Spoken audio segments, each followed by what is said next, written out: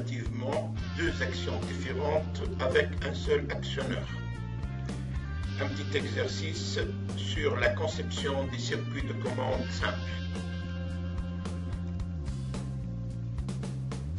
Objectif. On se propose de concevoir un circuit de commande électrique dont la particularité est d'assurer deux actions opposées ou différentes à l'aide d'un seul actionneur, tels que bouton poussoir, cellule photoélectrique, impulsion électronique, etc.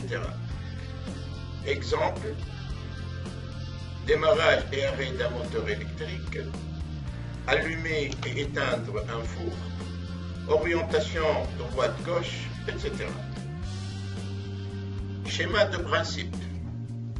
Ce schéma, c'est la transcription graphique de notre sujet, c'est-à-dire une impulsion sur le bouton poussoir réalise l'action 1, l'impulsion suivante réalise l'action 2.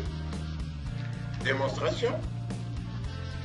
On actionne le bouton poussoir, l'action numéro 1 se réalise, la prochaine action du bouton poussoir permet la réalisation de l'action 2, et etc.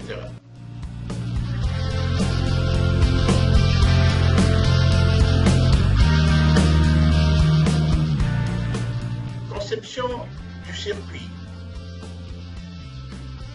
L'exemple qu'on va utiliser, c'est réaliser un marche-arrêt avec un seul bouton poussoir, bien sûr. Pour concevoir ce circuit, je ne vais utiliser ni l'analyse fonctionnelle, ni le graphe 7. Juste, je me base sur la logique des événements.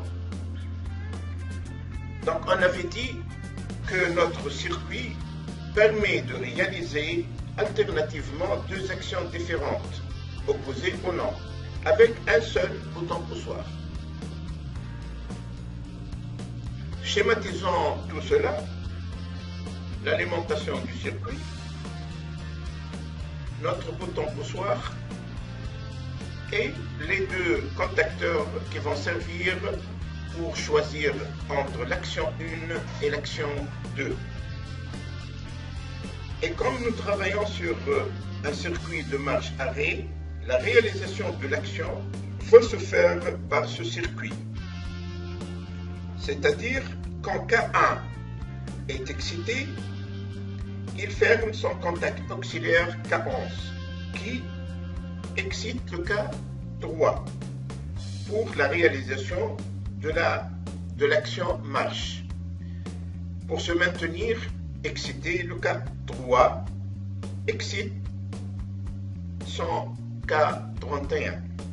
Seulement, le montage actuel de K1 et K2 ne permet ni l'alternance des actions, ni leur réalisation, tout simplement. Il faut introduire l'alternance par le biais de deux contacts, un ouvert et l'autre fermé. L'action de ces deux contacts doit être différée par rapport à l'excitation de K1 ou de K2. C'est pourquoi il faut employer un temporisateur qui s'excite et se désexcite avec le K3. Une fois excité, il ouvre T1 et ferme T2, ces deux contacts auxiliaires temporisés, et prépare ainsi le K2 pour l'impulsion suivante. Le K2, quand il est excité, il assure l'action arrêt et désexcite le T1 qui prépare le K1 pour la prochaine impulsion, et ainsi de suite. Test du circuit que nous venons de concevoir. Une remarque, pour suivre les différents changements d'état et action, j'ai introduit un délai de réalisation de 1,5 secondes entre chaque action. Donc agissons sur le bouton poussoir et regardons ce qui se passe.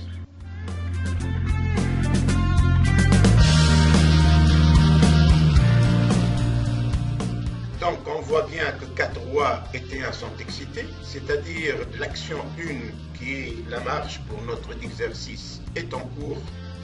Le T1 a ouvert son T11 et fermé son T12, ces deux contacts auxiliaires temporisés.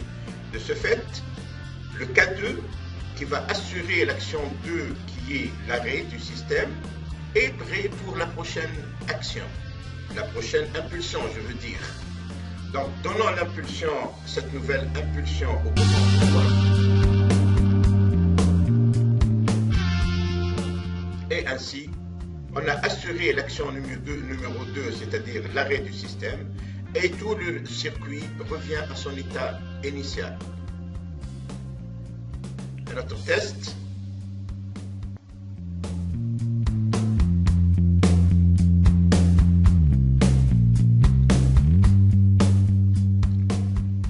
Donc, la marche est en cours, T1 excité, il prépare le K2 pour la prochaine impulsion.